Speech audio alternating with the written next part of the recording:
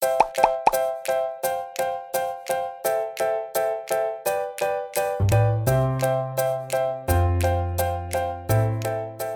같은 경우는 그 첫째, 지금 이제 7살인데요. 첫째가 이제 열성경련으로 2번 열성경련을 당일 해서 입원해서 검사를 받은 그런 적이 있어요.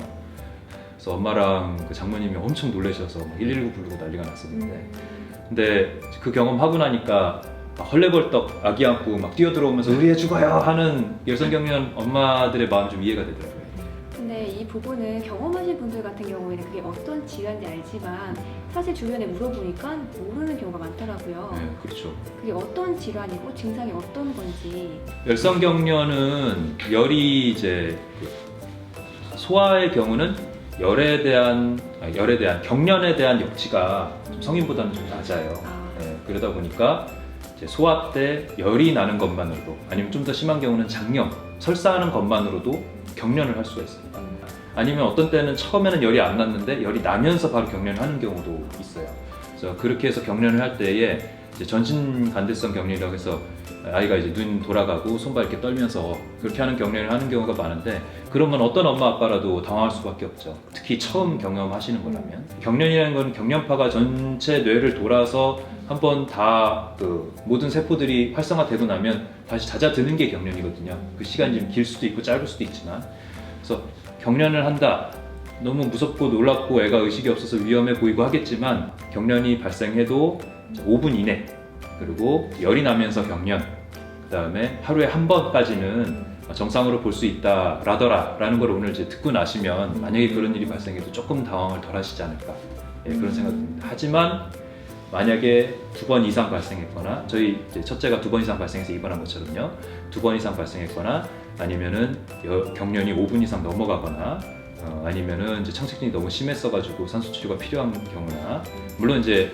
바로 돌아오는 경우는 괜찮습니다만, 아니면은 깼는지 안 깼는지 애매한 경우도 소아에서는 경련을 하고 있다라고 판단해야 되는 경우가 있어요. 그거는 이제 의사가 직접 봐야 되거든요. 눈공도 봐야 되고, 엄마 불렀을 때 반응이 있는지 봐야 되고. 그래서 그런 게 좀 불명확하다면 빨리 전문의 치료를 받는 게 맞습니다. 집에서 할 수 있는 응급처치가 따로 있을까요? 열을 떨어뜨리는 게 가장 우선이죠. 아. 뭐 주사는 없으니까 네. 일단 물 묻히고, 네. 그다음에 더 급하게 중요한 건 애가 호흡을 할 수 있게 해줘야 돼요. 턱을 들어주는 게 가장 어떻게 보면 중요할 수 있습니다. 근데 의식이 없다 보니까 이제 호흡을 제대로 못 하는데 기도까지 막혀 있으면 더 청색증과 저산소증이 빨리 올 수가 있고, 그러면 이제 간혹 가다가는 돌이킬 수 없는 뇌손상을 남기는 경우가 생길 수가 있죠.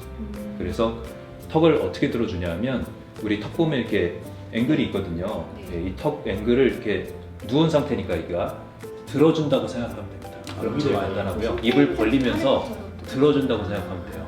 네, 그러면 아무래도, 네. 그리고 이제 혀를 깨무는 것도 좀 방지할 수가 있고, 그래서 이 턱을 잡고 들어준다고 생각하면, 너무 과하게 들어주면 또 기도가 반대로 막힐 수도 있습니다. 그래서 들어준다고 생각하고 살짝 이렇게 들어주면 기도가 살짝 열리고 혀 깨무는 거 방지하고 산소가 경련하면서도 어느 정도는 들어갈 수 있는 효과를 있기 때문에, 그래서 그렇게 하면서 이제 너무 길어지고 하면 열 조절도 안 되고 길어지고 하면 당연히 119 불러서 응급실에 와서 조절하셔야 되는 거고요. 그런 조치가 필요하죠. 이처럼 열이 있는 경우도 있지만 열 네. 없이 경련만 일어나는 경우도 있거든요. 열 없이요. 네. 이런 경우도 위험한 거 아닌가요? 열이 없이 경련을 한다는 건 아기가 경련 자체의 위험성보다는 경련의 원인이 위험할 수 있다는 얘기거든요. 그래서 열이 없는 경련이 진단이 되면 일단 무조건 소아 신경과 진료와 필요하면 입원 치료를 권유를 받을 수밖에 없어요.